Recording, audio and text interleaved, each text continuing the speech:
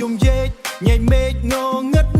បងដើរឆ្ងាយចិត្តគិតដល់រូបស្រី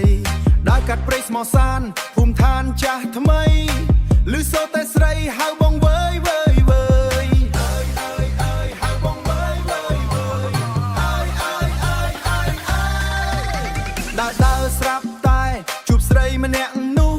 ឈរនៅមាត់រូសញញឹមដក់ចិត្ត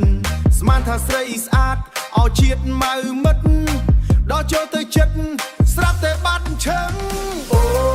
យខ្មោចឡងព្រោះស្នេហ៍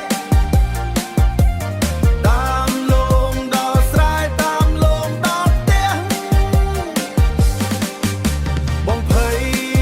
លួចប្រលឹងស្ទើរតែប្រេះទ្រូងឃើញស្រីក្រមុំតែបែរជាខ្មោចទៅវិញជើងរាយកន់ត្រឹមវើយវើយ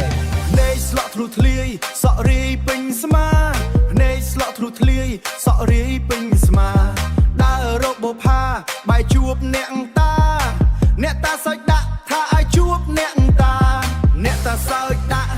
ថាអាណិតអាសូរព្រោះតែស្នេហ៍ល្ងងទើបភ័យហូរទឹកភ្នែកអូយខ្មោចឡងព្រោះស្នេហ៍តាមលងដល់ស្រែតាមលងដល់ផ្ទះបងភ័យលួចប្រលឹងស្ទើរតែប្រេះទ្រូងឃើញស្រីក្រមុំតែបែរជាខ្មោចទៅវិញជើងរាយកន់ត្រឹមវើយវើយ